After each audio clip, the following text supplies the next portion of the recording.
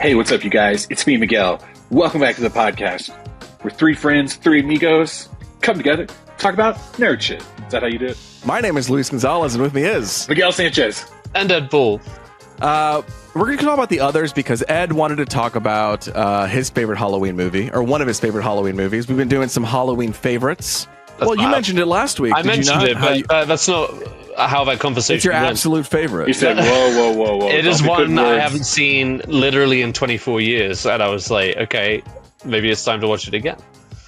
Well, we're going to talk about the others here on this podcast, but before we do all that, we're going to talk about the news here. We got, a couple news topics. You might have clicked that thumbnail and be like, when are these guys going to talk about it? Well, let's talk about it. Our baby boy, John Williams, Johnny Dub, is back with Steven Spielberg for his 30th collab. Wow. Ed, you must be thrilled, Ed. I mean, thrilled, yes. Naturally. I mean, who couldn't be excited about that? One more pairing, There had been talks, in the last year about John Williams pretty much being done, like Indiana Jones and the that one. Yep, the Dial of Destiny. The Clock of Destiny. Yep. A lot they were talking about controversy. Yeah. Being the last collab. So it's nice that he's returning for this new original film that Steven Spielberg is doing, which I believe is due out next year in theaters, and it's a sci-fi. I don't think there's a lot of information out there about it, but it's all good news. Yeah. If you can bring John Williams back for one more hurrah, I'm here for it. Hurrah! Yeah, there isn't much info. It's just a UFO adventure. It stars Josh O'Connor, Emily Blunt, Coleman Domingo, Colin Firth, and Eve Hewson. Not Josh O'Connor, Miguel. I'm out. Sorry. What if this was the last John Dub movie? I don't care. You'd still be out? Yeah. John Williams means nothing to me, respectfully. Like, I don't care. No, shut the fuck up. That's not true. You can't say nothing that. Respectful about that, and that is a lie. That's a lie. I know. I'm being sincere, though. I don't care. No, you're not. I don't care. That's not true. I don't care. I'm like excited for you guys, but like I'm not going to be like, oh, the fuck, John Williams last Hold one. on. No. What other composers do you know then? What do you think of when you think of music? Not movie film. scores. Like in I don't film. think. Yeah, I don't think about. Like, No, about music scores specifically when you go to the movies. I mean, yeah, like, don't get me wrong. I understand who he is, and I understand his like relevance to cinema, but I'm not the one that's like, oh, I can't wait to hear the next John Williams. Don't tell me when Jurassic World first came out, you weren't humming Jurassic Park. Yeah, no, Jurassic World when they did the reboot with Chris Pratt, everybody was humming that song. Yeah, no. Don't tell me you weren't doing that. Great song. I respect the work. I'm just saying I'm not like this doesn't like evoke something inside of me that it does for you guys, but that's okay. I'm just not. I don't know if it's okay. No, actually, I think don't it might like be. the way you're so cavalier about it. Like, I don't care. Is all. No, stop saying that word. Stop saying those words together. I just don't. In correlation with the subject. Just like yeah, we're excited. We're excited for the next bang. You know which one I can't? You know which one I can't wait to hear is the Tron Ares soundtrack. Man, the 9 Inch Nails boys. Let me hear more of that. Name it, sing it. No, it's copyrighted. So, like the podcast, we don't want to get cut off. So, yeah, great. For John Williams, it's hard to do a ranking, to be honest. But you know what I was thinking, Ed? Because the songs, it's like there's not that many songs that are good of his. Shut the fuck up. That is so wrong. The way that Ed last week was about reels, he's like, they garner nothing for me. Yeah. You're acting this way. You're acting like Ed last week. But this is inexcusable. But this is significantly more important. Like, I like Hans Zimmer. He's cool. Okay, well, there you go. At least you have some respect to the artistry of music scores. John Williams, of course, is amazing. Okay, I'm not as excited as you guys are about that fact that they're teaming up again. But I'm glad that you guys are, okay? That's right. So phrase it like that next time. Don't say, I don't care. I just don't care. It's important. No, God damn it. Yeah, no, I was saying, Ed. Yes. I think it might be difficult to do John Williams ranking. You know how they do these things now where it's like S tier, A tier, B tier? We could group them up into like sections and levels. Like this is an S tier song, or this is like a C level song or something. I feel like that might be a way that we could approach him or like past directors that we've already ranked. You know, find another way to do a quasi ranking. Yeah, like Steven Spielberg he has a A tier, B tier, C tier movie. Yes. Yeah, totally. I see. I'm picking up what you're putting down. Without looking at them, could you like name like, I don't know, 5 John Williams songs, like the titles of those, whatever? Oh, the titles. Go ahead, Ed. Yeah. All right, let's just stick to the theme, shall we? Let's say the Raiders March, the Remembering Childhood, Farewell to Neverland. A lot of it's going to come from Hook. The Binary Sunset.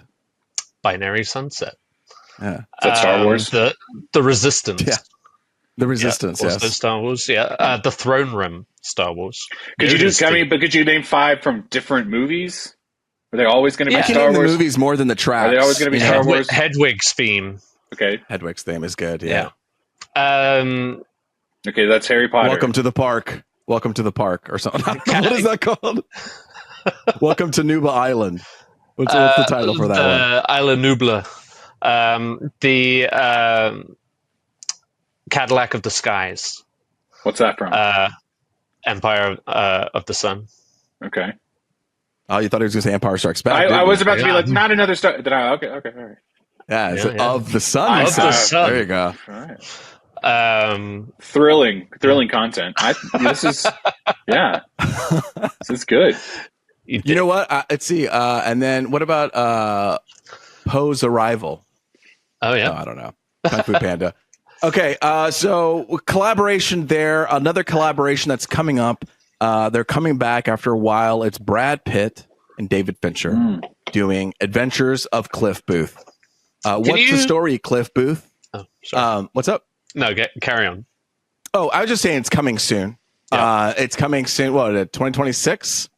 And the biggest thing is that it's coming to cinema with a robust rollout. Love it. To me, and Timothy Oliphant's going to be in it. This is big. I feel like Netflix is starting to soften their opinions of like not putting stuff in theaters. Before they would be like, hee, we're going to be in theaters for one day, hee, and then leave. But now they're going to have like proper rollouts. We see it with Greta Gerwig's Chronicles of Narnia. That's going to have an exclusive 2-week run on IMAX and then a longer run in theaters. So it's just this is nice to see. And it's coming soon, 2026. I think some directors are putting their foot down a little bit. But also, I think they realize they see the potential of, Once Upon a Time in Hollywood was a big one. It was a decent hit, for a Quentin Tarantino film. And obviously, it got a lot of awards buzz. So I'm sure they're trying to capture that similar buzz, even though it's coming from a different director. I think it's amusing that David Fincher, of all directors, is coming out with a movie. I don't know if it's the official title, but The Adventures of Cliff Booth. The Adventures of anything from David Fincher is just like The Adventures of a Serial Killer. I think that's the official title. The Adventures of Cliff Booth. That's hilarious. It'll be very interesting to see that parallel between David Fincher and QT, who are both very distinctly different styles of director. So, do you think David Fincher's going to try to mimic it, bring some of that those similarities of Once Upon a Time in Hollywood into The Adventures of Cliff Booth, or do you think he's going to make that completely his own? It's hard. That's the thing. That is kind of hard to tell. Yeah. Because what would that be? What would that be for David Fincher? And what movie of his compares to that kind of that vibe? I don't think any. It seems like with a title like Adventures of Cliff Booth, it seems so like whimsical. I don't know fun. if tongue in cheek is the right word, but it seems like a little pulpy, a little fun. That maybe he's leaning towards that and maybe wants to explore that side. We don't know until we see it. With trailer. like a fucking Trent Reznor score in the background, you know, it's like, you know, I don't know. It could be, it's going to be interesting for sure. The first trailer will be very telling. But yeah. I know Miguel's excited. You love Once Upon a Time in Hollywood. I did. I really did. And obviously Brad Pitt's character was really fun. I do think of the two, my favorite was Leonardo. I know you did. Leonardo. What? Ed's making a face. I just don't care. I don't care. I really. Oh, you think it's so fucking funny? I pressed. I just don't care about Cliff. I don't care about Once Upon a Time in Hollywood. No. Let's wipe my ass with a Hollywood legend. I could give a fuck. I don't give a fuck. Seems like I hurt you. Brad Pitt, wipe my left cheek. David Fincher, wipe my right. I don't care. Miguel, name 5 fucking David Fincher movies now. 5 Finchers. I mean, 5 different ones. I don't think I could, but I could try. Like try. Let's try. Like I didn't sit here and say try. I didn't. Okay, all right. 7. Okay. Zodiac. Didn't he do Zodiac? He did. Hold on. Some are coming in. The Adventures of Cliff Booth. I get him and the guy that died earlier this year. I get them mixed up sometimes. The director, he was in the Spielberg movie, The Fabelmans, at the end. David Lynch? Yeah, I get their names confused. Yeah. I was going to say, because of all the David Lynch movies you've seen. That's fair. But, yeah. Name one David Lynch movie. Hang on, I know this. Like, if it's going to just come to one. Me. Just literally one. Just one. Didn't he do... I'm mixing up two things. I was going to say, didn't he do the original Dune? But it was like, no. No, he did. He did. Yes, he did, right? Okay. Yeah. Yes. But he also, Kyle MacLachlan was also in Twin Peaks, which David Lynch also directed a little bit of, right? Yeah, okay. Great. A+. You did it. Fuck yes, dude. That was your ticket. Like Blue Velvet, all of those. He was in those, yeah. Okay, there you go. Good job. And again, I'm sorry. Okay, I wasn't really was not trying to be antagonistic. I was just saying I don't care about it. Stop saying I don't care is antagonistic. I would love to have a playback right now and make that like a little voice cue. Yeah, that could be mine. I don't care. Cue. Yeah, I don't care. Which is crazy. Remember when Ed said that about the reels we sent him? He said, "I just don't care about it," and how hurt you felt. That did hurt. Yeah. Okay, so there you go. Now you know. I've told you I know how to inflict David John pain. Williams died. But why? You son of a bitch. Adventures of Cliff Booth coming out 2026. Check it out in cinemas. If you're a Tarantino fan, obviously Tarantino isn't directing this one, but he wrote it. But if you are a fan of his filmography, well, guess what? They are coming out with a set of coffee books. It's going to have a coffee book treatment by Jay Glennie. They're going to do 10 of them. All 10 of his films will be nice ass coffee books. They're going to start off with actually the making of Once Upon a Time in Hollywood. I think it may come out this Tuesday. The next one is going to be, which is finished, Inglourious Bastards. The third book will be Django Unchained. The fourth one might be Reservoir Dogs. The fifth one might be Pulp Fiction. And he plans to do a single book for Kill Bill Volume 1 and 2. And then it's going to come out, I think, one every year is the cadence. Nice. Have you guys seen this? Have you seen this? Have you seen what it looks like? I'm going to send it on the text. I saw the one for the Once Upon a Time in Hollywood. Yeah. I would be most keen about the Inglourious Bastards one, if I had to pick one. Because that's my favorite QT. I see he's got them numbered. Nice. I think this is going to be my Christmas presents for the next 10 years. Like when to people yourself? ask me, like, what do you want? Yeah. Or when people ask me, what do you want? I'm like, this is what I want. So latest QT book. I love it. No, and you know what? I loved Once Upon a Time in Hollywood. I would definitely get down. Miguel, you already have the book of Once Upon a Time in Hollywood, don't you? He doesn't have this one. But I want this one. So these are going to be very there's going to be, it's obviously a coffee table, but there's going to be a lot of shit in there. You gave it. There's gonna be a lot of shit in there, a lot of interviews, a lot of behind the scenes, a lot of production design, a lot of score. Like everything about the movie is gonna be here. That's cool. So yeah, go to your local bookstore. I love a good making of book. You know, I got to talk a little bit more about making of later in this pod. Nice. What's up, Miguel? No, I just realized what I want to talk about later kind of ties into this what you're talking about now, but I think you're going to talk about DVDs or something later. Yeah. And that'll be the more appropriate time to bring this up. So I'll wait. Well, I'm going to talk about DVDs, 4K, Blu-rays later, but right now in the news segment, Emperor's New Groove is going to be releasing in 4K Blu-ray. So all you Emperor heads, if you want to get back into the groove of things, get this 4K Blu-ray coming up Ultra HD soon. Luis, let's do trailer talk. What's up? Dude, you're getting a lot better at this, dude. Like, that was really good. Shut the fuck up. I'm serious. Like, all you Emperor heads, if you want to get back in the groove, fuck off. That's awesome. Write that shit down. That was pretty good. Pretty good. Kind of kept, and you at the intro from the DVD 4K all the way into it. I saw your vision, dude. Yeah, I got scared. I was worried about stumbling, and I was like, just keep going, believe in yourself. You did. You know? Like boom, boom, boom. There you go.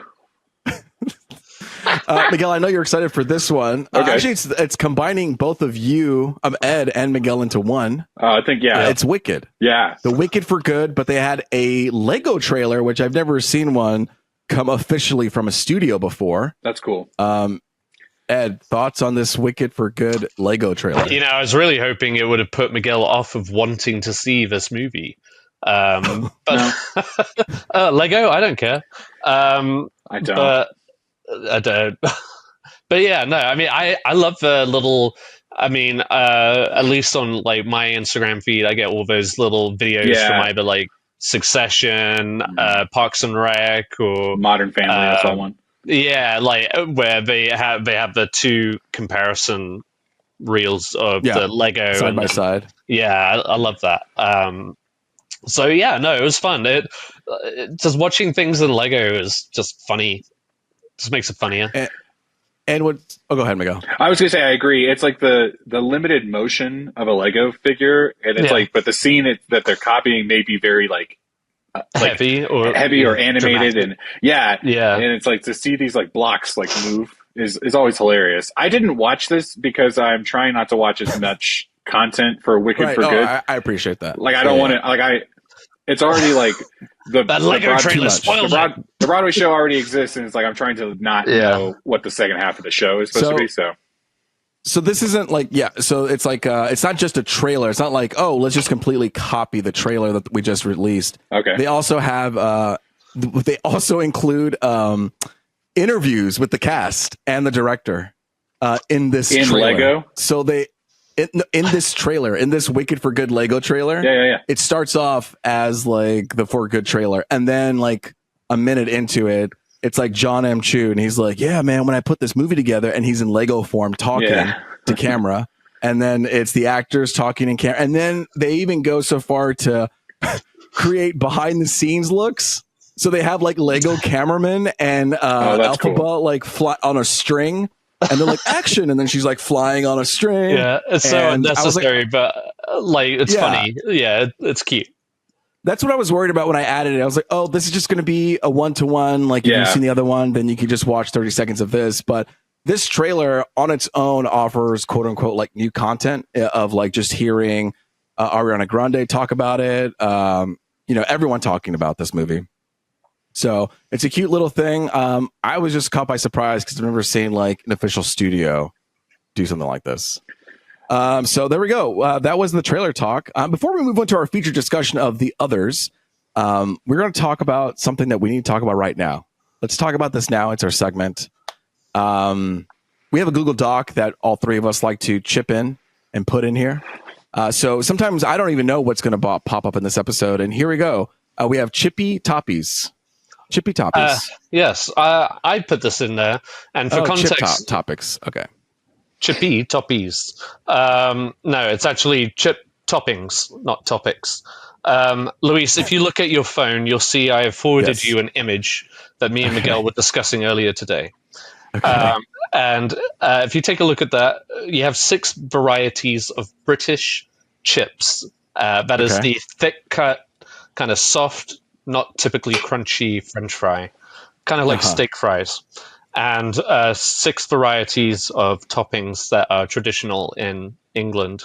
One, do you have the image? Did you receive the image? I do. I'm looking at it right now. Yeah. So chips and curry, chips and gravy, chips and cheese, chips and peas, chips and mayonnaise, and chips and beans. Basically, I mean, all of those are just like, yep. But me and Miguel got into a discussion today without any context or like little hints of what we were talking about. What would be your immediate go-to? Like, what strikes you as like a good combo, or one that you personally would go for out of those? Okay. Well, I think the chips and cheese is a pretty much classic low-hanging fruit. Like, I think that's easy grab. Like, I don't know what it is, but it's chips, it's cheese, it's potatoes. I think that's a good thing to go. I was caught by surprise by this, but I think it could be good. Is a chips and curry.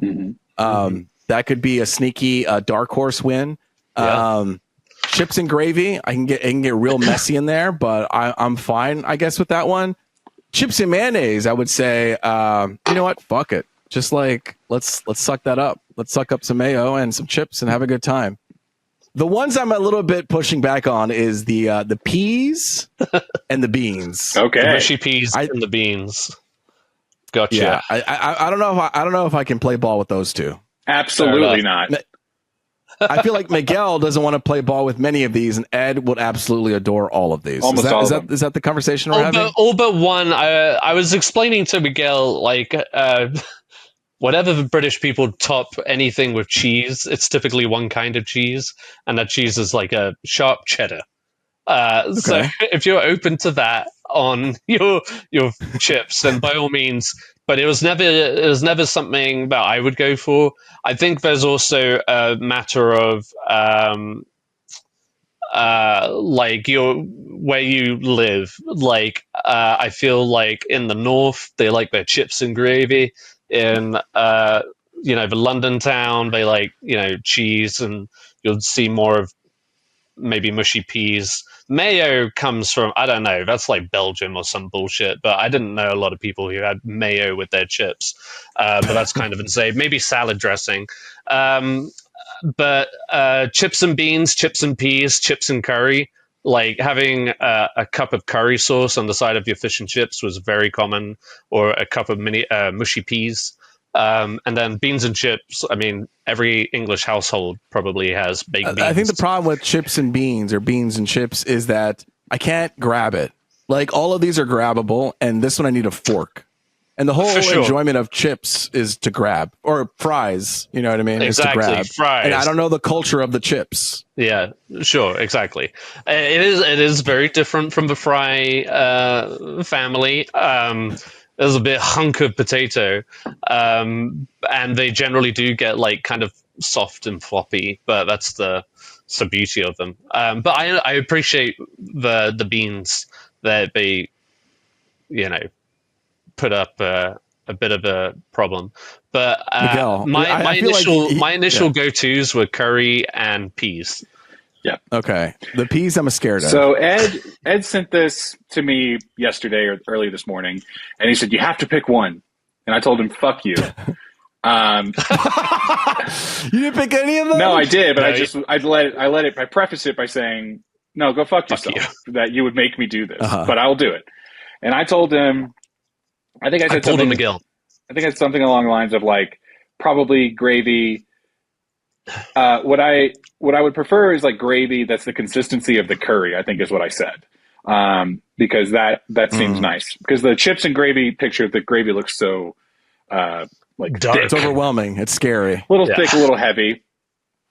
But when he came back and said, I want to say curry and peas, I immediately picked up my phone and called him. I said, peas? Is that what you just said? And we got into like a 10-minute back and forth about peas. And how I was like, I'm not trying to be rude. I kept saying that a lot. I was just like, like, don't care. I just don't understand, like, peas, like mashed peas, like that's what you feed a baby that doesn't have teeth. Like, why? And we got into this whole back and forth about like, like this is like the most exotic food you people have to offer us. I thought it was all cordial. I think we were having a good time. Yeah. No, we were having a good time. The thing is with the peas is like peas is such a prominent side on so many dishes and meals in England. Yeah. In particular, fish and chips, and I think mushy peas kind of came about as kind of like I was comparing it to Miguel. It's like how you would get refried beans on the side of and something. Fries. Not necessarily with fries, but like as a side. That it is that kind of side where it's commonly placed with that combo. But mushy peas in particular go with fish and chips, and it's good to go. It's like made like saucy like that, so you could spoon feed it to yourself. Because individual peas are a pain in the butt, and we Brits have come up with a wonderful way of being able to consume peas faster. What I did tell Ed was like if I were over there. It's a win in Rome situation. Like I would not be rude. I would not be an ass about it. I would try it, but it's just like my brain it doesn't compute, you know? Cause I was like mashed up peas, like there's not a lot of flavor in peas already. So it's like, what are they doing to the French fries? You know? It is interesting because salt and vinegar. Yeah. A lot of salt. There's salt and vinegar in the chips and peas is what you're saying. Because you bring up a good point. That's the general go-to for chips like this. Yeah. Okay. Because it's like the texture is both mushy. Mm-hmm. Yes. And I don't know how much flavor the fry has or the chip has. Right. Chip. Thank you. So it's like both like low flavor, same texture quality. What's going on? I mean, it's literally. And I would love for you to make chips and peas for us this holiday season. I did bring that up. I thought maybe that would be. Whatever. I can do fish and chips. I can. Yeah. Fish and chips I love. I love fish and chips. Would love that. With some mushy peas. And that's what I was saying. It's like, okay, I need to like, because I'm so whatever about it, it's like, I got to at least try it, you know, because then I'll at least wrap my brain around it. See, and the funny thing is like, in my mind, like there are occasionally times where we'll have peas with a meal. And we do have peas with a lot of our meals. Mm-hmm. But like, I find myself mushing it on my plate. You know, obviously it's not like this. It doesn't get runny like this. Yeah. But I do mush it for that kind of just like satisfying. Again, it just comes across to me as like baby food. And so I'm just like, how do you, a grown man, mash your peas? It's called seasoning. It's not. No, it's not. You're not seasoning it by mashing it up. Okay. No, but you do season it as well. It's not just that. No, I had a problem. Ed did come up with he did tell me, Miguel, the thing you would really enjoy is like pub culture. And it's like the food in pubs. Yes. And I was like, now you would love a pub culture. Sign me the fuck up, babe. All right. Like I'm ready to go. And so what we agreed on, what came to terms with was, okay, when we turn 40 in a few years, we'll take a trip to England and we'll eat all the food. Yeah. Yeah, all of us. We're gonna go. I love that. I'm gonna walk you guys. I think you would thrive in England, Miguel. Like you would be like a pulp culture. You'd be the everyday, and then you would just start talking back. Like, can I tell you something? Can I tell you the problem that I would have? Legitimately, just walking. I know. Hang on. The fuck did you just say it? Walking around everywhere because you hate that genuinely. That sounds like fat shaming, and I'm gonna have a word with you off the podcast about that. Okay. That hurt. Okay. All right. I know I said that John Williams thing earlier, and I am sorry about that. Okay. I didn't realize you were gonna take it that personal. Okay. No, the thing that I would have a real problem with is that I would just start mimicking the accents. Like I would just start using it. I know it would be a problem. Like they'd be like, we know you don't talk like that, and it would probably switch depending on like regionally where I am. Like I would be like this one day and this the other. You know what I mean? It would not be good. Yeah. But no, yeah, you're right. I probably would be pretty winded walking around so much. Yeah, I should probably just kill myself. Actually, just make you hungrier. No, don't do that. And Luis is already such a great walker. You know, Luis would thrive. That's right. I broke my treadmill. I tried to use it today and it's broken. So there you go. You walked the shit out of it. I did walk the shit out of it. Okay, so Ed, you're gonna make these chips and peas for us this holiday season? Consider it done. Thank you for indulging me in that little brief convo. Chips and peas. Try it out when you're in England. Right now, what we're going to try out is the movie The Others. Ed, you brought up The Others. Yes. Lead us. All right, so 2001, Ed lives in England still. His dad takes him to go see The Others. It's a PG-13 movie, but boy, is it spooky. And I didn't understand most of it. So Were you stupid? I hadn't... I hadn't seen it in literally since I saw it in theaters in 2001. So I want to say it was Francesca who mentioned it. And I was like, yeah, I haven't seen that in a long time. I've been meaning to go back and rewatch it for a long time because in maybe the last 10 years, I've been really getting into horror movies. And this one is definitely right up my alley, kind of like a period gothic ghost story, if you will.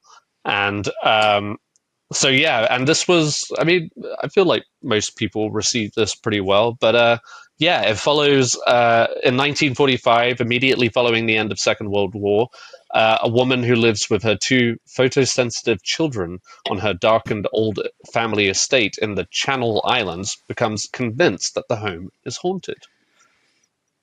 Love it. Starring none other than Nicole Kidman, you guys' favorite, and Fionnuala Flanagan, Christopher Eccleston, James Bentley, and Alekina Mann. So yeah, let's get into it. I want to echo what Ed was saying. Is I have not seen this in so long, and I was talking to Christian about it, and we both were saying how we watched it a good handful of times as kids. Like I want to say we got it on DVD. Oh wow. And we watched it. At least that's how I remember it. But it's been so long since I've seen it. So watching it again was almost like a first viewing, except I knew like the main like twist. Right. But I could not remember like really beat for beat what happened. I couldn't remember how they wrapped up the movie. And I was kind of like reliving it all for the first time as I was watching it again. Yeah. And one of the things I want to say is, of all the movies we've talked about this season so far, this one was way more my speed than like the slasher horror. Yeah. You know what I mean? Yeah. And it's even to Ed's point there, he mentioned like it's this like kind of period gothic ghost story. But even then, it's like kind of subdued in all of that. Like it's never... Like when you say gothic, it's not cranked to Tim Burton. You know what I mean? When it's a ghost story, it's not cranked to, Paranormal Activity. It is very palatable. And the performances are really good. I talk about this a lot, but like I don't really like kid actors. They can be kind of hard to watch. And I thought for the most part, these 2 kids are really good. Which one did you prefer, real quick? The daughter. Like she's a badass bitch. So the daughter, obviously. Really? Yeah, the other boy's just like this the whole time. He is a little whiny. I thought he did such a good job. He's so sweet. I would tell you, he is very sweet. And there was like, when she goes to leave at one point, he's scared. He said, "Mommy, give me a kiss." I was like, ugh. All right, he's a sweet boy. I don't have a problem with like sweetness and kindness and like youthful energy. But I just don't like whining. So like anytime someone's whining, I'm like. He held that face for a long time too. I was like, give me a different choice. He did. But the girl was very interesting. Like she made a lot of interesting choices. Like I thought she was good, and I liked that her and Nicole Kidman were kind of at odds through most of the movie, and then they like the moment. I don't want to spoil too much right away, but it's like the embrace towards the end of the movie where the 24-year-old film. And you watch out for spoilers. Everyone. Well, I just mean in our discussion. I don't want to jump ahead too far, but no, it was anyway. Great performances all around. I loved the head, whatever caretaker, maid, nurse, not nurse. I'm blanking on her name. The one who was the mom in Four Brothers. The housekeeper. Right. Yeah. Yes, loved her. She was so good, and. 10 out of 10, honestly. I was like, I will see this again for sure. Luis. No, Ed. Yeah. You want to talk about it? Yeah, sure. No, I mean, thoughts? Equally, because it has literally been so long, and I only did see it that one time, it was like watching it again for the first time. and which was cool. I remembered like maybe singular moments, like when the daughter is Possessed. possessed, I guess, for lack of a better word, by the old lady. Yeah. And that was like in the trailer, if I remember correctly. Yeah. And then I couldn't remember like the full twist of it. Only that they were, spoiler alert, dead. Yeah. But like I couldn't remember like how that How had it come happened. to pass exactly, and how the caretakers played into that as well. So the way that it unfolded was really cool. Like you say, Miguel, is just kind of. I mean, it's a short film, like an hour and a half, hour 40 44, maybe. I think is what it was. Yeah. Loved it. So sweet. And it just really throws you right into it. It establishes the rules of the situation right from the get-go, like the locking of the doors, the closing of the curtains, and all of that. It's so immediately you see like what they're setting up for, but it feels so natural. I'm about to sneeze. I'm so sorry. Fuck, I couldn't hit the mute mic. Damn it. I'm sorry. But yeah, so like it made it more dramatic whenever like you saw a door open. And what I loved is these quiet little pans that would like follow a person out of the room and then just slowly come back. Just that like creeping sense of something's not quite right in this house. And you've already got Nicole Kidman, who I think is great in this. She's So just like good. so good. uptight, so so confident in what she's doing and how she's raising these kids and how she's running this house, and then having like everything slowly fall apart and like having her own rules kind of like smack back at her, which is great. But yeah, like there's just constant sense of unease and the way that the camera moves throughout this house and through these scenes.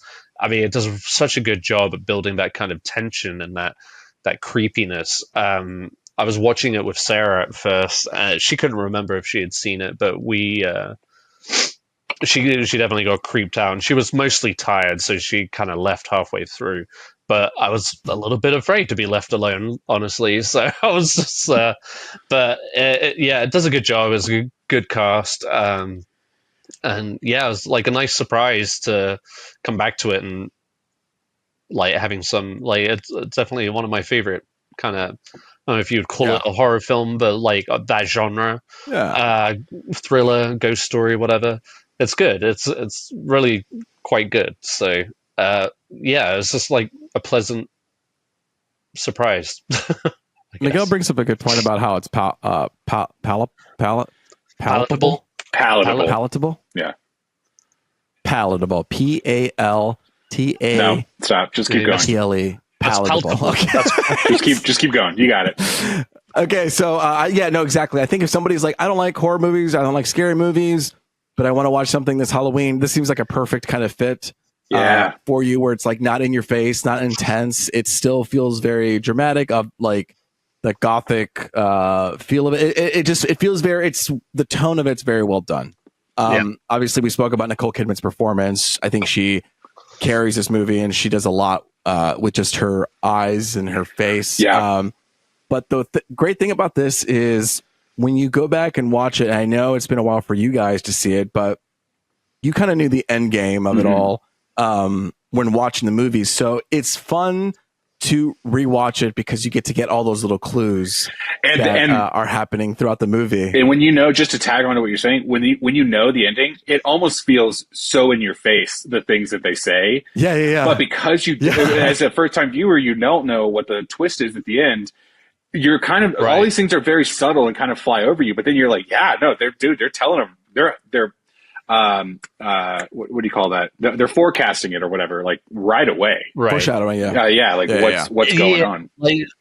little breadcrumbs, if you will, and it makes the way that it gradually reveals itself. It kind of makes, I mean, it makes the whole family story tragic, but then it makes the return of the father even more kind of tragic. And Man, once you reflect upon, like, oh, what was the reality of that situation? Like, yeah. that was his ghost returning to He the home to find that his family was also dead because she went mad one day.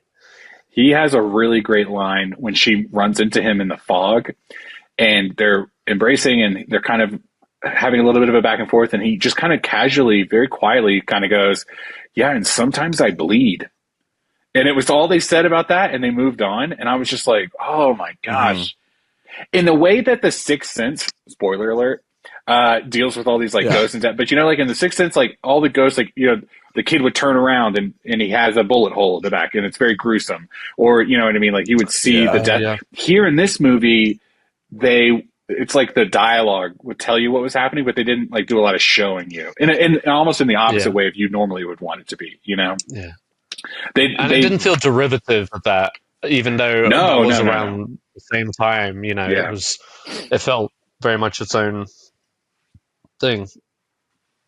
But and so rewatching it back, seeing all those, like you said, those little breadcrumbs. The biggest thing for me, I was like, wait, why doesn't she just say it up front? And so that was kind of my journey of watching it. It's like, okay, I want to see what's keeping her. And what I really love about it is when you're 3/4 of the way in the movie, you think you figured it out because you're like, oh, they're the ghosts. They're the ones that are haunting him. And it's like, that's not the whole puzzle, That's just a piece of it. And it's like everyone is. And so that reveal at the end when you see them doing kind of the seance.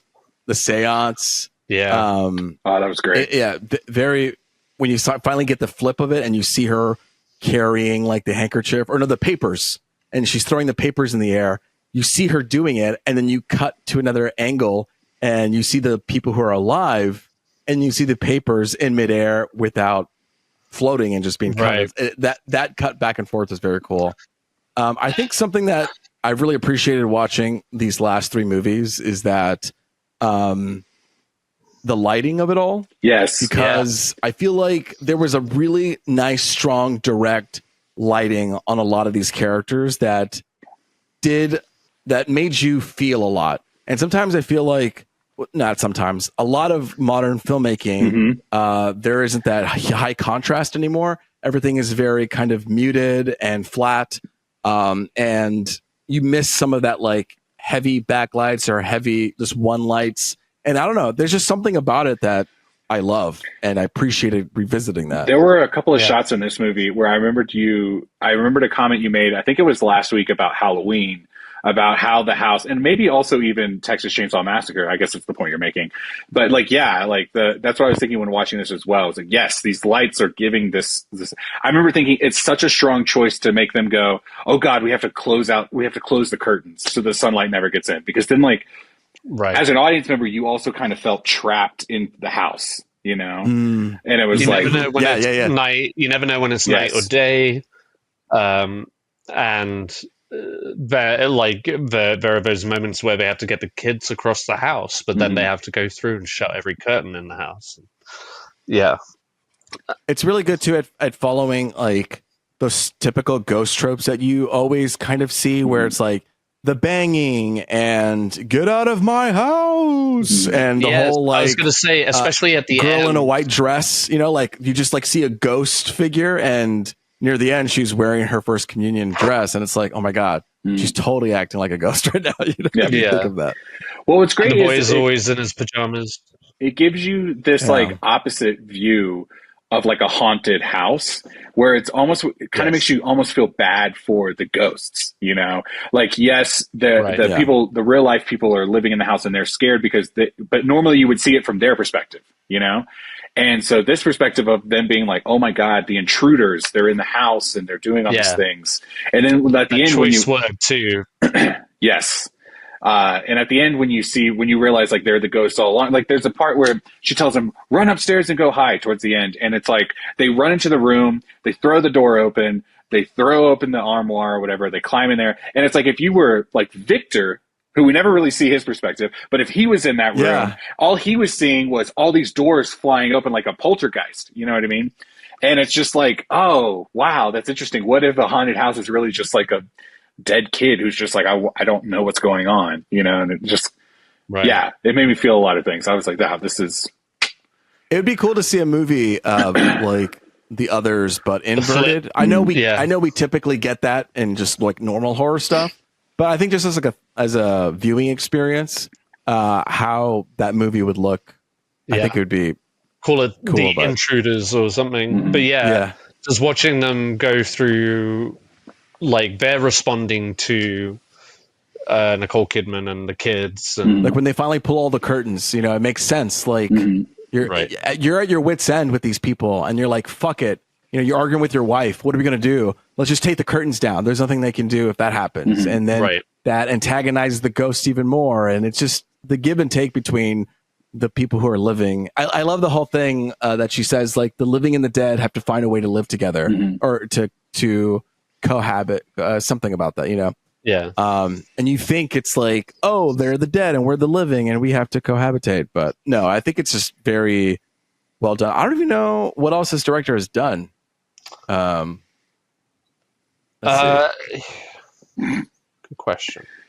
Wow. He did Open Your Eyes, and he did, that's the only one I know, The Sea Inside, Thesis. I know The Sea Inside. Yeah. You know The Sea Inside? Oh, is that what Bardem? Javier Bardem is in this movie, 2004. Yeah. Got an Oscar nom for that one. What? There you go. Yeah. Dang, dude. He was like on the scene for a while. Wait, he did Vanilla Sky?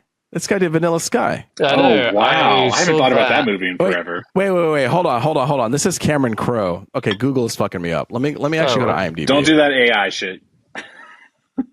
I know, dude. I'm on IMDb. Let's see. Hit us with the facts. He did do The Sea Inside. He did the others, Open Your Eyes, Thesis, Luna.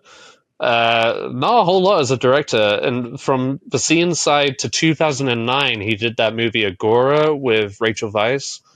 So not a whole lot, to be honest.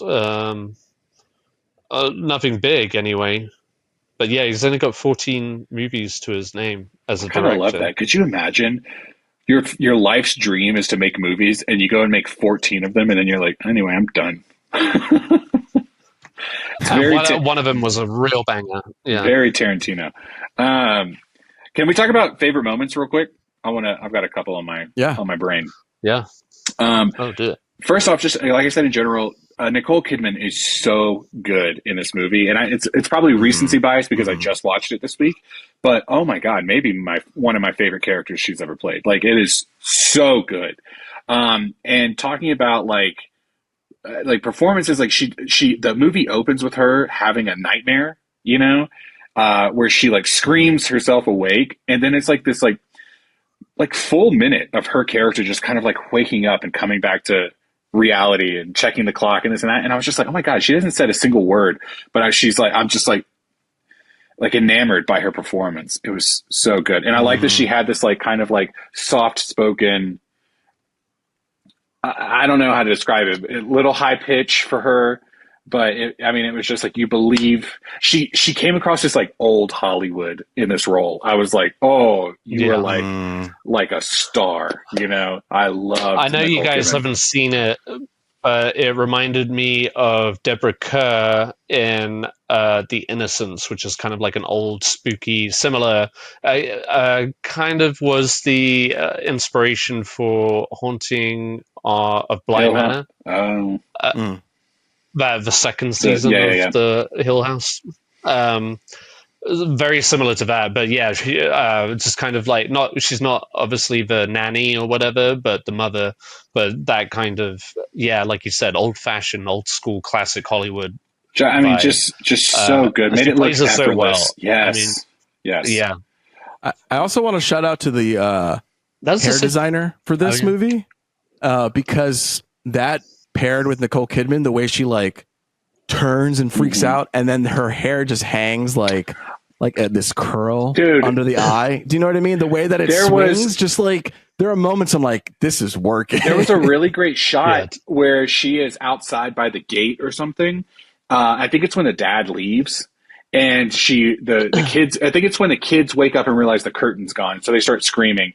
And she turns around and runs from the gate to the house. And it's from a back shot. Like the hair is moving. And I almost took a screenshot because I was like, oh my God, the house is framed perfectly. She was right in the middle. I was like, oh, this is so good. Because they could have made her hair long. They could have done anything with it. And they kept with that stuff. I don't know. It just was a really good choice for this character. I also really love that time too, very reflective of that, and especially since she's a ghost, not that it's not likely to change, right? Yes, like we're not likely to see. It's always interesting because they still quote unquote live, eat, right? You know, they still like are they doing that Casper style, you know, where they're like, you know. It just goes right through them onto the floor. Through them, yeah. Well, she has that line where she's like, I don't like this toast. It's not as good as it was when the last maid was here or whatever. And it's like, oh, okay. And there's also this kind of like weird... That was when you were alive. The caretaker lady, she was like, sometimes we'll sense them, sometimes we won't. And I think it was interesting how like the rules of the game or whatever were kind of like they may be doing something like eating the toast, but that toast may not be there and the plate might not be there. And they might, it's like a little bit of, it's a little bit of in their head too. Very fluid. Yeah. Yeah. And I saw like at the end, I remember thinking it's a little sad because now they're going to be children forever and they'll never grow up. But also now they've got this like eternal life almost. And they can run around in the sun and they don't necessarily need to worry about eating. And they can, I don't know. I was just thinking, is this a good thing or a bad thing? You know? But also one of the last favorite things I want to mention is when the trio, the caretaker, the lawn care guy, and the mute girl, like they're Mr. Tuttle. Yeah. When they walk up to the door and Nicole Kidman gets inside and shuts it and locks it just in time, and then they all just kind of like stand at the window. Like I was like, ooh, the imagery was spooky. But I wasn't scared, you know what I mean? But I was like, oh God, this looks so good. And to add to your point about earlier, you said like, ooh, I was a little nervous about being alone. I never felt that on this viewing because I remember thinking, oh, I know they're dead. Like I know that they're safe. And that kind of put me at ease. It kind of let me just like, let the atmosphere wash over me, you know? Yeah. Well, I think it was that. It was the atmosphere, even though I knew kind of where it was going, having experienced it already, but it was just the atmosphere and not remembering those like long sequences where it just like again pans across the room and you just like the most simple but also in these people's eyes the most devastating thing of a door being left open. Well, I want to talk about like the camera movement too, Ed, because it's like the way it was done. It feels like sometimes the camera did like a double take or just like a moment of hesitation. Like you can feel it when it looks. It's either you can like feel the urgency in the look, and you can also feel the hesitation. Like, wait, did I just see that? And the way that the operator was able to kind of communicate that with movement in the panning, I was like, oh, that's very. It's like subconscious. You don't feel it, but you feel it. You know, you don't see it. And then Miguel, you were talking about the family, the ghosts, like the caretakers. I didn't even think about this till you said that image of them standing outside the window. But like the casting of them, like their size difference was also very effective. Like seeing how they're not all the same height, and so to see just like the really tall Mr. Tuttle and then the shorter one and then the daughter, it's something about that silhouette's also pretty spooky. I just a lot of great choices in this movie. I agree. I mean, top down just was this felt like such a great movie to watch. Yeah, surprising, even though it's 25 years old. The cinematographer, since we were talking about it, is Javier Aguirre-Sarobi. Imagine it's Javier Bardem. You're like, wait, what? But he this is a fun mix. He's a DOP of Thor Ragnarok, Goosebumps, 2015's Goosebumps, Blue Jasmine. Had to work. Yeah, 5-year engagement, Fright Night, The Twilight Saga, Eclipse, New Moon, The Road with Viggo Mortensen. Okay. Vicky Cristina Barcelona, Goya's Ghost. He's worked with Javier Bardem a lot, obviously. The Bridge of San Luis Rey, The Sea Inside, as we mentioned earlier. Talk to Her, The Others. Yeah, it's a nice little blend of genres there. And most recently, he did that Lyle Crocodile, which Javier Bardem was also Dora in. and the Lost City of Gold. Yeah. I mean, look, he's working, but you can also see his range. I love Blue Jasmine too. I like that movie. That is a good watch. That one. Yeah. So shout out! What a technically sound and dramatically powerful film. No, I loved it. I'm definitely gonna. I think this is gonna go in the rotation on Halloween movies. You know what I mean? Because 100%. It was. In our house, the Halloween movies are always like Hocus Pocus and Halloween Town and, things like that. And I also don't really care for scary movies. Like, they're just not my cup of tea. So this is like I said, this just like fit my vibe 100%. I was like, I can do this one. Like, I loved this. Very what, Luis? Yeah. Like you have the quirky fun Halloween type movies, but then whenever you feel like, no, let's feel a little scared. Yeah. This is the movie you'll kind of put on. Yeah. This movie's very what? Luis? Others? It's very what? Palatable. There you go, dude. You said Palatable. it. You did it. You did it. Check out The Others. It's available and everywhere. Just go. It's streaming. Come on. You can get it. On AMC Plus, I believe. You can find it. Yeah. All right. Now we're going to talk about what we're into. We are into The Others, but we're into other things. Sweet Jesus. I just saw Miguel, so I'm just like, good fucking Christ. What? Let's hear it again. Where's Outlander now? I only bring this up they lost in time?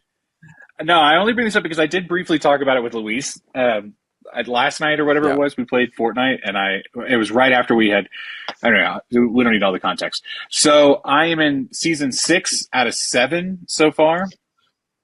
And I'm almost done with season 6. And what I was telling Luis, the thing that's bothering me right now is the show's kind of, I don't want to say jumped the shark. That's a little too much, but it definitely has like lost its like thread.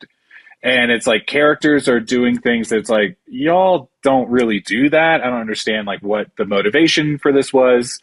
Like the arc of the season was really just like, how can we move them from A to B? But like, there's no real reasoning behind it. And I was telling Kristen when we were watching one of the last episodes we watched, I was like, you almost don't even remember that like she traveled through time and that there's this whole like magical, mystical element to this show or anything like that. It's just like, is that gone? It's not gone. There's something is about to happen in the episode that I'm about to watch, but it is mainly overall, like you just like, it's not as important anymore. And so now it's just kind of become one of the, like a very just like run of the mill, like period piece of, now they're in the 1700s and the Revolutionary War is about to happen. So that's really the main theme of the show right now. And it's just kind of like, like where are we? It's like from the first few seasons felt so like living in the Scottish Highlands and like her going through time and like trying to get back to her future. Like we're so far from that now. But we're going to lock in. We're going to finish the show. It does feel like they're aiming for an end. It seems like they're about to wrap it up. So it's either this next season is going to be the last one or the season after that will be the last. But I just wanted to give, because I mean, it's been like a year since I started watching this show. I just thought I'd give a quick little update. Yeah. I don't want to overtalk it. It's a great show. I do like it. I am having fun. But man, it's fun. You're right. It has been a year because I remember when I went home for Christmas last year, you and my mom quasi connected through texts because of Outlander. And I sat them down and I made them watch your review of Outlander when you first watched it. Nice. She was having a ball. She was laughing. She was like clap laughing. Do you know what I mean? When people clap, laugh, they're like, ha! Like that kind of stuff. So God bless her. God bless her. I'll ask her what she thinks about it. If she's caught up, I'd be curious to know if she feels the type of way about it. And there are some good things. I'm not trying to say maybe I can get her on the pod. And you two can talk. Don't tempt me. Last thought is I'm not trying to come across like the show's bad or anything like that. It's just I can tell like not as strong of a season, and you know, but I'm going to see it through. We're going to go ahead and finish the show when it happens. Yeah. Yeah, that's that. I could talk Ghost of Yote, but I'll wait for Luis to bring it up later. Ed, just tell us. Was Frankenstein good? All right, the 1931 version of Frankenstein, yes. No, so yeah, in the build-up to Guillermo del Toro's Frankenstein, I did watch the original Frankenstein, the Universal monster flicks. I'd never seen them before, so I thought it'd be fun, and they're super short. The first one is like an hour and 15 minutes. The Bride of Frankenstein is like an hour and 30. I mean, for those black and white films, and they were both in the 30s, I mean, visually, there's still so much that they give you. I mean, they're a little silly, sure. Very loosely adapted from Mary Shelley's Frankenstein, but you get the gist of it. And you also see where Mel Brooks pulled from the most for Young Frankenstein. But they're really quite effective, and I really enjoyed watching them. So glad I did that. And yes, all that to say is I went to the theaters to see Guillermo del Toro's Frankenstein. I think it is still in theaters for another week or two before it hits Netflix. So if you do want to go see it, it is a very, in true Guillermo del Toro style, it's very visually pleasing. Yeah, I mean, it's a very different take. I wouldn't say very different take, I'm sorry. It's a very tonally different Frankenstein from anything that I've seen. True to Guillermo del Toro, it's very on the side of the monster or the creature, played here by Jacob Elordi, which I was a little hesitant at first. I've only experienced him in Saltburn. I haven't watched that show. Help me out. Euphoria. Euphoria, thank you. I kept wanting to say Succession, but I knew it wasn't that. Anyway, so he actually is almost steals the whole movie, which I guess is, appropriate since he is the creature and one of the main focuses of the film. Oscar Isaacs plays Frankenstein, and he's really good in it. Very theatrical, very arrogant, but he does a good job. But the Jacob Elordi's take, and I guess equally Guillermo del Toro's take on the monster is surprisingly just effective. A very tender, gentle giant who's provoked, obviously. Melancholic. Yeah, a little bit. Very sad, very tragic. Very of that tragic. But want to live. Yeah. There's a little bit of this newborn vibe to him too. He's learning, and very kind of childlike and playful,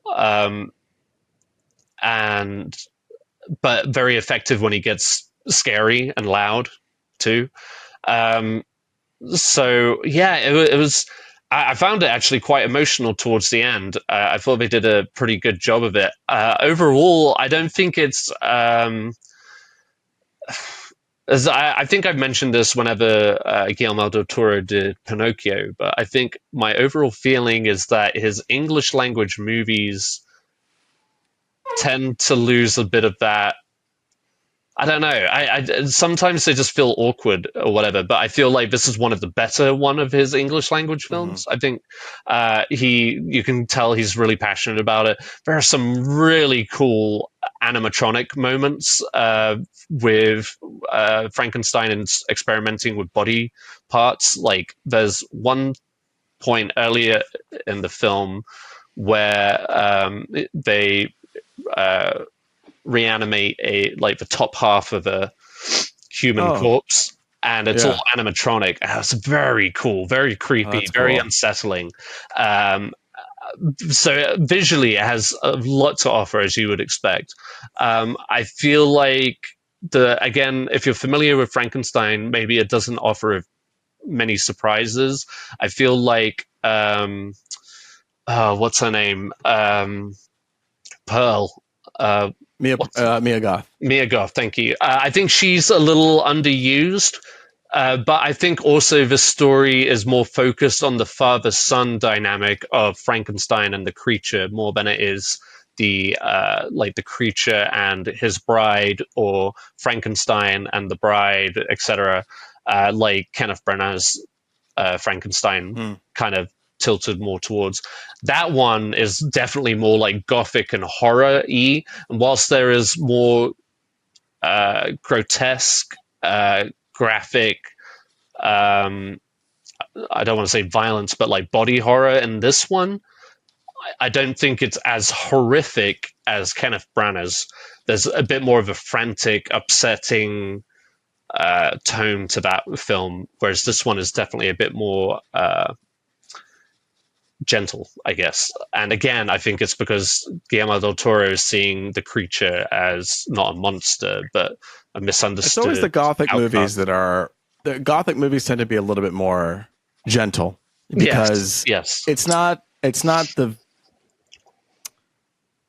shocking visuals of it all. It's the story and emotion that's what's horrific about it, right? And it's doused and it's doused in this beauty, this sad, melancholic beauty, and this horrific situation and mindset and whatever. Like that is like kind of what we were talking about with the others. It had this 100%. Like kind of gothic-y feel, but it wasn't like shocking or scary, or like it wasn't about that. It wasn't, no, and it's not. There are some violent moments, but it never gets to that point of like jump scares or anything like that. I feel like if you go into this movie expecting a horror, and I feel this was the same for Crimson Peak when it came out.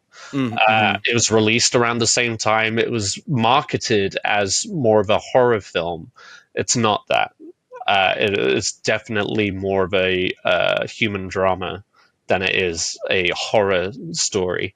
But he does some interesting things with the character. It's not like a 100% true adaptation, but it does follow a lot of the same beats that you might be familiar with. But overall, I mean, really solid, very good. This was, as you guys might recall, my most anticipated movie of the year. I was really looking forward to it. It didn't disappoint, but it didn't blow my expectations either. I think it hit maybe just where I was maybe afraid of it landing. It just didn't. But you still had a fun time at the cinema. I still had a great time at the theaters. Yes, it was good. Yeah. And I got to take Sarah to go see it too at the River Oaks Theatre, no less. So that was really nice. I did make the mistake. I got a little excited, and I ordered a tuna tartare to eat with this movie. I wouldn't recommend that. Eating raw. Do not eat like a raw meat whilst you're watching this film. It's like one point, they're dissecting bodies and stuff, and it's very graphic in that sense. And we're just like chewing on raw fish. It was a little off-putting. But aside from you got the 4DX experience. I made that exact same joke to Sarah too. I was like, we got the 4D experience. So Yeah, no, I'm always gonna toot that horn, but like it's a movie that was made for the big screen. I would implore you to try and catch it in the big screen if you are going to see this film. I think it will have more of an impact if you do, because true to Guillermo del Toro, it's a visual feast. Like the details and all the set designs and the costumes are like so intricate and beautiful to look at. Uh, his use of colors of like red and green and stuff like that really pop. Yeah, if you were looking forward to this, if you're a Guillermo del Toro fan, if you're a Frankenstein fan, I think there's something to take away from it. It doesn't necessarily reinvent the wheel. It just gives it a different point of view and gives it a bit of a softer punch, I feel. But overall, pretty good. And like I said, a surprisingly good performance from Jacob Elordi, but I found very effective. So yeah. And then can I just wrap it up with this last one? Yep. I just powered through the 5-episode docuseries on Apple TV that just came out called Mr. Scorsese, about none other than Martin Scorsese. Immediately, I wanted to go into another rewatch of all of his movies. It spans from his childhood to his present day career, and it doesn't pull any punches. It's not just like this is all of his successes.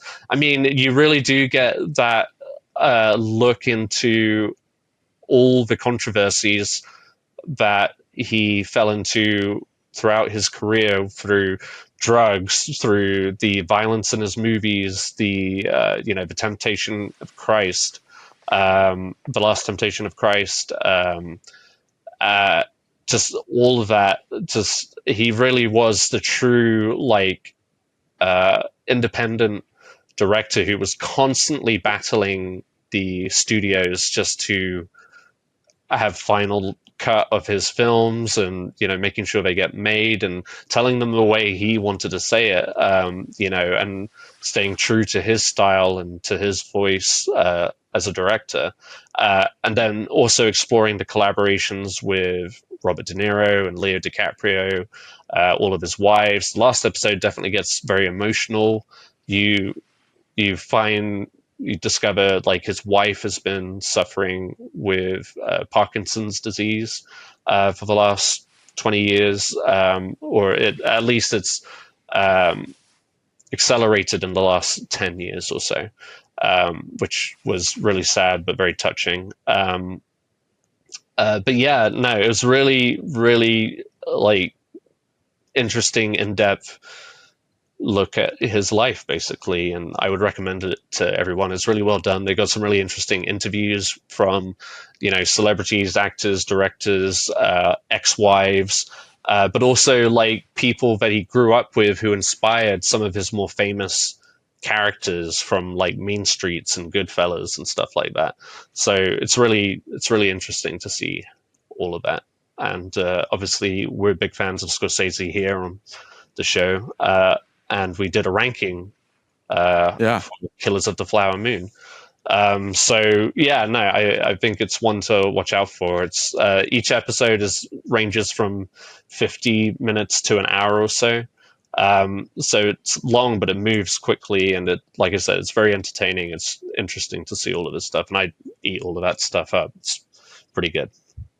Thank you for reminding us. I remember wanting to see this a long time ago, and then I forgot when it got released. It's just the marketing of this thing didn't do a good job. I didn't know it was happening. Did they talk about his time doing documentaries and the concert with music bands and stuff? Yeah. And how he kind of essentially got kicked off of Woodstock as director because he co-directed it. And then The Last Waltz, where his drug addiction really kind of kicked off. But it was a great movie. Apparently, it was one of the. It was one I haven't seen it, but I want to go back and watch it. I went when Barnes and Nobles was doing their Blu-ray sale. That's the I got that one. Oh, nice. Criterion. Yeah. Oh, awesome. So I'll. Yeah. All right. Well, I want to borrow it next. And then also equally, there's extensive moments where they're talking to Thelma Schoonmaker about his editing process and their collaborations together. And there are movies like, let's say, I want to say Taxi Driver, Raging Bull, and Goodfellas in particular, where she breaks down particular scenes and how they went about editing that. That's cool. She has like little like nicknames for the kind of edits that they did together. But yeah, I mean, it's fascinating to watch. So I would recommend that to fellow fans. Thank you, Ed. That's it. I'm done. That's beautiful. Lickety split. We went through that. That was good. That was pretty lickety split. No. Sorry. No, there was interesting stuff though. I appreciate that. I going off of the whole behind the scenes thing, I got some. I decided that I'm going to get. So you have DVDs, but then you have Blu-rays. But now there's like these 4K Ultra HDs, and I never had a 4K Ultra HD player until I got my PlayStation 5, and I thought, why not rebuild my library with some high quality 4K Ultra HD, especially because like I have an OLED. I have 4K Ultra HD. I have a PlayStation 5 now. It's like I can really have some great quality. And it's like it makes sense now. If like I had a shitty TV, it's like, oh, there's no reason for me to like go the distance. So I got the Shin Godzilla, which I want to show you guys. Nice. Miguel. I want to show Miguel. But I got to see behind the scenes of that. And that's what I wanted to talk about was all these Blu-ray or the 4K Ultra HDs have all these special features that we used to love as kids. And I was like, yes, I want to dive back into this stuff again. And so I'm going to get like the movies that I really, really love and create that library, dive into those behind the scenes. So I did that with Shin Godzilla, seeing how they were able to just do filmmaking, in Japan, and how and it was all Japanese. It was just like subtitled, but so it was nice to get like a sneak peek on that and seeing just their sensibilities behind the scenes. And then I also watched the behind the scenes of Ocean's 11, and I love Ocean's 11. It's probably it's a great movie, one of my top films. So I went and saw behind. I was like, okay, I have to see the behind the scenes because I love it so much. And they walked through the whole process, how the cast loved each other. They hung around. That Steve Soderbergh likes to obviously. We know that he DPs, but he was like you can see him get behind the camera doing things like be a camera operator. And I related to that too. I was like, oh, like I get it because sometimes when I'm filming something, it's nice to like we were talking about the others. There's like the movement of the camera. And just the way it's like, oh, a fast turn or whatever. It's like there is something to being a camera operator. And so it's like, oh, I related. I was like, Mr. oh, that's Scorsese. cool. They're all up about that. Like he basically had the whole of Goodfellas visualized in his head. Yeah. Like there wasn't a single shot where he didn't already know how it looked and sounded. Like, yeah.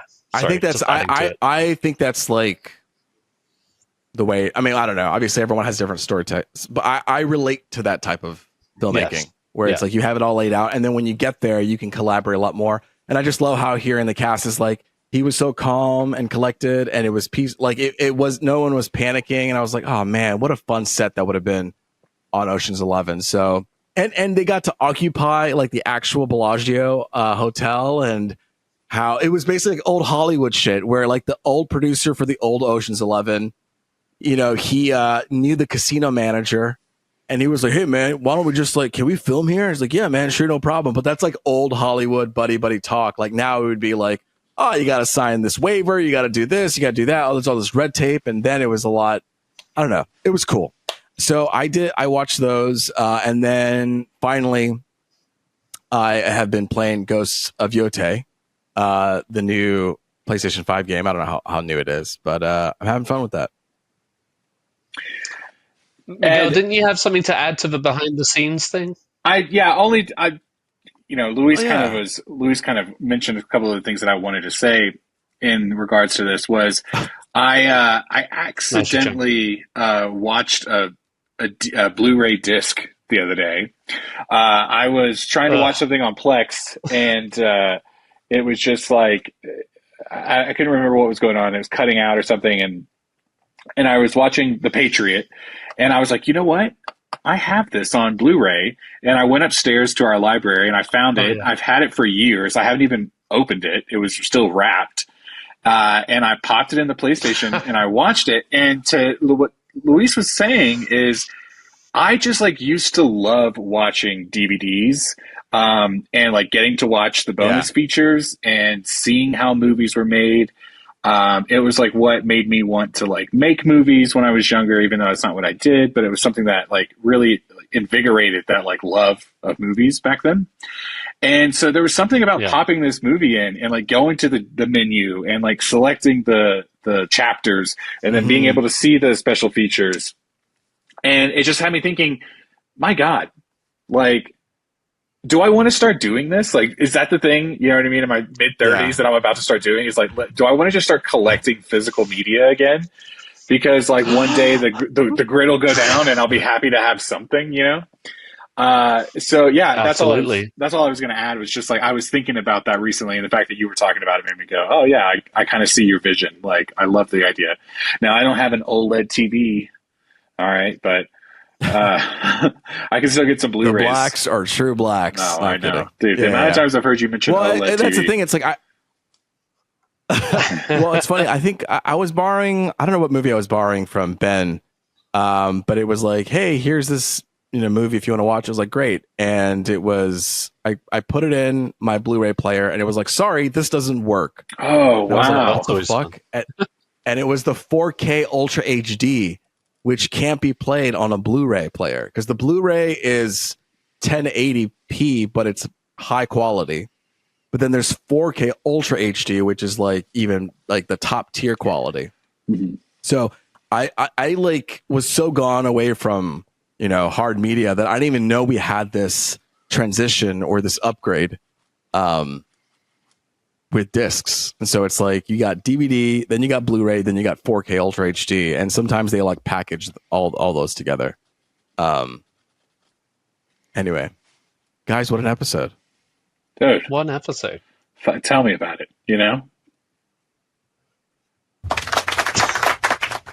Tune in next week. We're going to talk about some more nerdy things. Begonia. Yes, thank you, Ed. Next week we'll talk about Begonia. Maybe. It's getting spicy. Listen, I was going to say this weekend we got Begonia, and then the following weekend we have Predator Badlands coming out. Frankenstein will come out on Netflix. And then the weekend after that, we have the 14th, we have The Running Man by Edgar Wright. So kind of three back-to-back movie-going experiences. Love it. We'll see what we can pop in, what we can slip in here for the episode. But until next time, it's been me, Luis Gonzalez, and with me has been Miguel Sanchez. And Ed Bull. And until next time, later, Gators.